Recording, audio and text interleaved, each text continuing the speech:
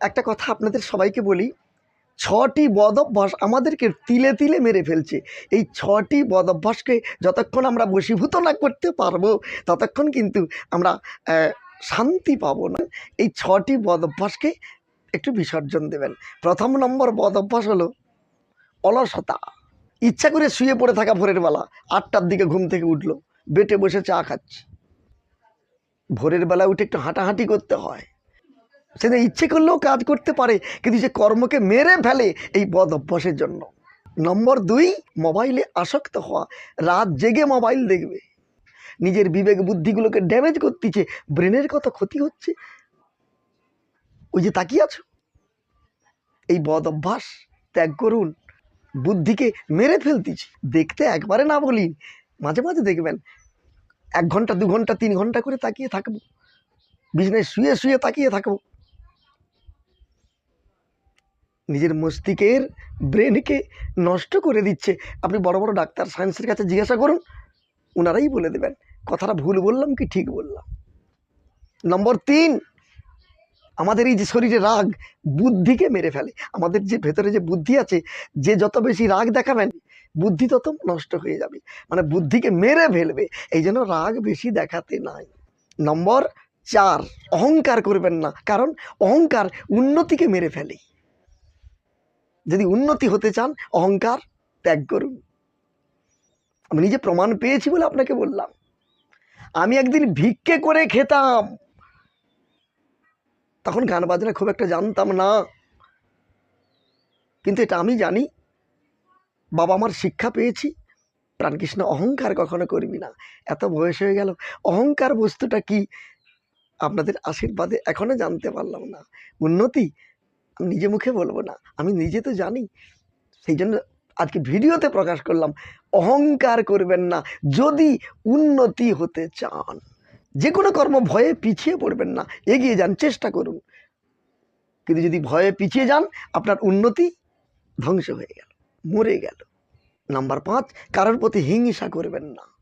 পাড়ার প্রতিবাসী যেই হোক, সংসারে যেই হোক, কারোর প্রতি হিংসা করবেন না, আমি অনুরোধ করছি।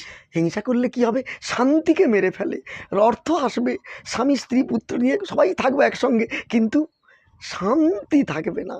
না থাকবে বৌমার মনে, না থাকবে তোমার মনে, না থাকবে আমার মনে, না নাতি নাতনির মনে, কারোর মনে শান্তি থাকবে না। কেন? হিংসা। হিংসা। পাড়ার প্রতিবাসীর সঙ্গে হিংসা করবেন, জ্ঞাতি ভাগারির সঙ্গে হিংসা করবেন, ননদ ভাউজের সঙ্গে হিংসা করবেন, শাশুড়ির সঙ্গে হিংসা করবেন, তা শান্তি আসবে কি করে? শান্তি আপনাকে ভগবান দেবে না, কেন আপনি অশান্তির লোক জন্ম হয়েছেন। যে অশান্তির লোক জন্ম হয়, সংসারকে অশান্তিতে ভরিয়ে দেয়, সংসারটাকে জ্বালিয়ে পুড়িয়ে শেষ করে দেয়, গোবিন্দ তাকে শান্তিতে রাখবে?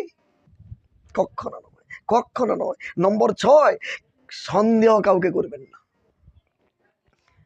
যে যেমন কর্ম করছে করুন, ফল হাতে নাতে পাবে, আপনি সন্দেহ করতে পারেন না। সন্দেহ করলে কি হবে? বিশ্বাস নষ্ট হয়ে যায়। স্বামী স্ত্রীর প্রতি, স্ত্রী স্বামীর প্রতি এই যে স্নেহ ভালোবাসা, এই যে মনের প্রীতি ভালোবাসা নষ্ট হয়ে যায়, ধ্বংস হয়ে যায়। কেন? কেন এত সন্দেহ করবেন? যে কোনো খুঁটিনাটি বিষয় দুজনে সমালোচনা করে এটা কি কাটিয়ে নেওয়া যায় না? এমন দুজনে ব্যবহার করবেন, ছেলেমেয়েরা যাদেরকে জন্ম দিয়েছ তারা জানতে পারবে এটা তো ঠিক নয়। তারা বাবা মায়ের চরিত্র, গুণকীর্তন এসব দেখলে তারা সমাজে তারা মুখ দেখাতে পারবে। এমন কিছু করবেন না, এমন কিছু বলবেন না যাতে ছেলেমেয়েরা মাথা নিচু করে মানুষের কাছে যায়। ছেলে মেয়েকে জন্ম দিয়েছেন আপনি, তাদের উঁচু করে নিয়ে যাওয়ার দায়িত্ব আপনার। আপনারা সন্দেহ করে ঝগড়াঝাটি করবেন, শেষে ছেলে মেয়ে ভেলভেল করে দেখবে বাবা মা এমন, ভেতরে ভেতরে তারা মনে মনে জ্বলে পুড়ে মরবে। তারা কি চোখে আপনাকে দেখছে বলুন তো? ভালো চোখে? কথাগুলো খারাপ যদি লাগে আমায় ক্ষমা করবেন। আমি রামায়ণ গানের মাধ্যমে গিয়ে এইসব আসরের তত্ত্বগুলো মাঝে মাঝে বলি। আমাকে বলে প্রাণকৃষ্ণবাবু এই রামায়ণ গানের ভেতরে এইসব কথাগুলো দিলে আমাদের খুব ভালো লাগে, একটু বলবেন। তাই আমি বলি। ইউটিউবের মাধ্যমে রামায়ণ গানের ভিডিও তো দিই, তার মাঝখানে এইসব কিছু শিক্ষামূলক বিষয় আপনাদের চরণে নিবেদন করি। এটা আমার ভালো লাগে। যদি 1 লক্ষ মানুষ দেখে, তার মধ্যে একজন যদি আমার এই ভিডিওটি দেখে একটু সচেতন হয়, সেটাই আমার পুরস্কার। জয় নিতাই, জয় গৌর হরি, হরে কৃষ্ণ।